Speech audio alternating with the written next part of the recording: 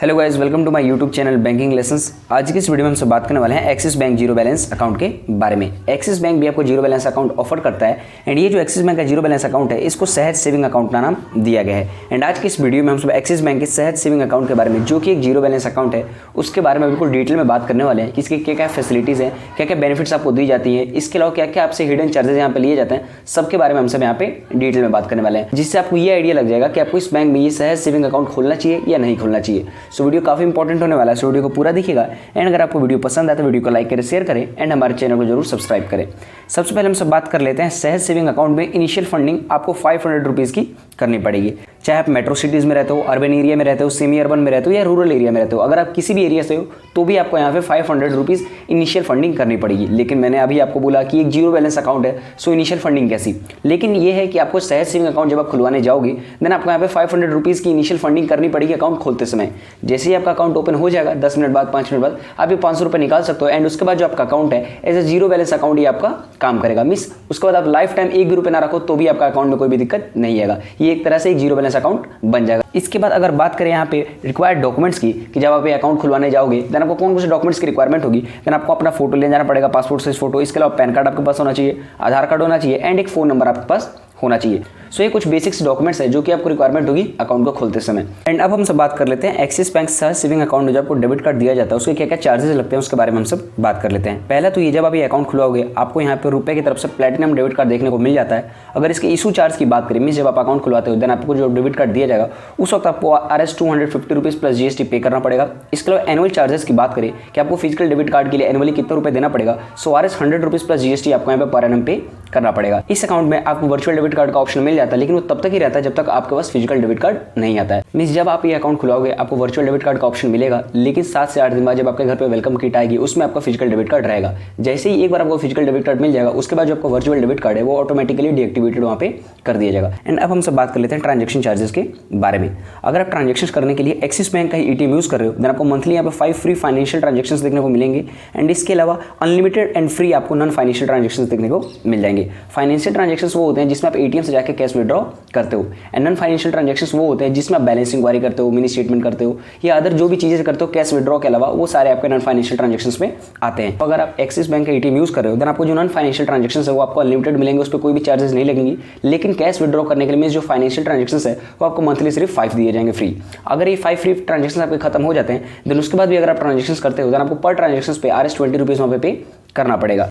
इसके अलावा अगर आप अदर बैंक का ATM यूज करते हो देन आपको 5 फ्री फाइनेंशियल ट्रांजेक्शंस मिलते हैं एंड नॉन फाइनेंशियल ट्रांजेक्शंस मिलते हैं। अगर मान लीजिए आपके 5 फ्री फाइनेंशियल ट्रांजेक्शंस या नॉन फाइनेंशियल ट्रांजेक्शंस खत्म हो जाए एंड उसके बाद भी अगर आप ट्रांजेक्शंस करते हो देन आपको फाइनेंशियल ट्रांजेक्शंस के लिए 20 रुपीज़ पे करना पड़ेगा एंड नॉन फाइनेंशियल ट्रांजेक्शंस के लिए आपको 10 रुपीज़ वहाँ पे करना पड़ेगा। ये बात हो गई ट्रांजेक्शन चार्जेस के बारे में। इसके अलावा अब हम सब बात कर लेते हैं ट्रांजेक्शन डिक्लाइन चार्जेस के बारे में।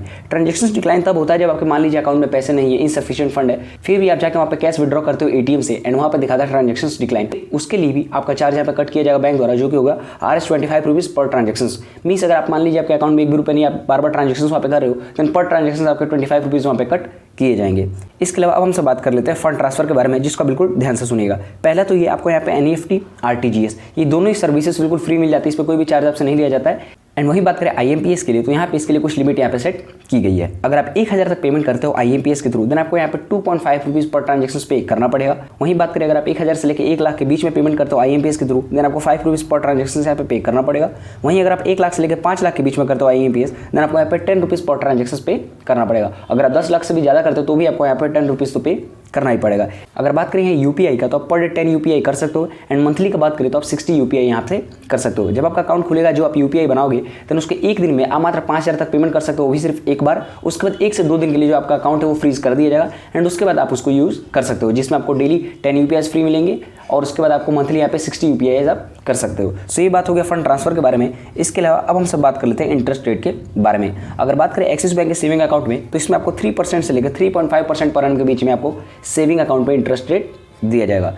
इसके बाद अब हम बात कर लेते हैं अकाउंट लिमिट के बारे में। बात करें एक्सिस बैंक सहज सेविंग अकाउंट जो है वो एक टाइप का जीरो बैलेंस अकाउंट है, लेकिन इसकी कोई भी मैक्सिमम लिमिट नहीं है। आप चाहो तो जितने भी रुपए इसमें रख सकते हो। एंड डेली विड्रॉ लिमिट की अगर मैं बात करूँ तो आप यहाँ पे पर डे 40,000 रुपये निकाल सकते हो। मीन्स डेली विड्रॉ लिमिट है कि आप 40,000 तक यहाँ पे निकाल सकते हो। और शॉपिंग लिमिट की बात करें, मीन्स अगर आप ऑनलाइन ट्रांजेक्शन करते हो, ऑनलाइन कुछ खरीदते हो देन आप 3 लाख तक यहाँ पे कर सकते हो। इसके बाद अब हम सब बात कर लेते हैं पासबुक के बारे में। अगर आपको इस अकाउंट में सहज सेविंग अकाउंट में अगर आपको पासबुक चाहिए देन उसके लिए आपको ब्रांच यहाँ पे विजिट करना पड़ेगा। इसके अलावा आपको वहाँ पे RS 100 रुपीज़ प्लस GST जो भी आपका टैक्सेस बनता है वो आपको पे करना पड़ेगा उस पासबुक के लिए, तो ही आप वहाँ से पासबुक ले सकते हो। इसके अलावा बात करें चेकबुक के बारे में, तो जो आपको 7 से 8 दिन बाद अकाउंट खुलवाने के बाद जो आपके घर पर वेलकम किट आएगी उसमें डेबिट कार्ड के साथ एक चेकबुक भी रहेगा, वो भी 10 पेज का जो कि बिल्कुल फ्री रहेगा।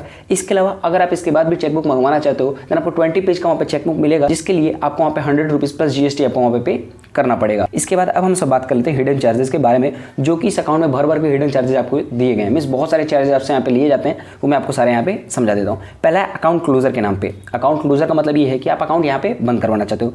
मान लो अपना अकाउंट खुलवाया and with in 14 days, means आप 14 दिन के अंदर ही अपना अकाउंट बंद करवाना चाहते हो देन उसके लिए आप कोई भी चार्जेस देने की जरूरत नहीं है, फ्री ऑफ कॉस्ट आप अपना अकाउंट यहाँ पे बंद करवा सकते हो। लेकिन अगर आप अपना अकाउंट जो है 14 दिन के बाद से लेकर 1 साल के अंदर तक इसको बंद करवाना चाहते हो देन आपको यहाँ पे 500 रुपीज़ यहाँ पे करने पड़ेंगे विथ टैक्सेस।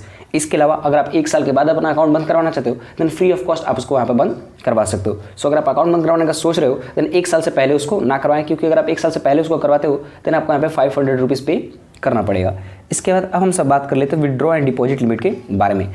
मान लीजिए आप ब्रांच में जाकर ट्रांजैक्शंस करते हैं, विड्रॉ करते हैं, पैसे डिपॉजिट करते हैं, उस पर भी आपको यहाँ पे चार्जेस कट किए जाते हैं। पहला तो ये कि आप ब्रांच में मंथली 4 ट्रांजैक्शंस कर सकते हैं, मींस डिपॉजिट कर सकते हैं, विड्रॉ कर सकते हैं, मैक्सिमम 4 ही कर सकते हैं, वो भी सिर्फ 2 लाख का। अगर 2 लाख से 1 रुपये वहाँ पे आपका ज़्यादा लगता है देन पर 1000 पे आपको 5 रुपीज़ वहाँ पे लिए जाएंगे। अगर आप 2 लाख तक करते हो तब तो कोई दिक्कत नहीं है, लेकिन अगर आप 2 लाख से ज़्यादा करते हो देन पर 1000 पे आपसे 5 रुपीज़ वहाँ पे चार्ज किया जाएगा। इसके अलावा अब हम सब बात कर लेते हैं हिडन चार्जेस। कुछ यहाँ पे मैंने लिस्ट बना रखे हैं, उसको हम सब देख लेते हैं।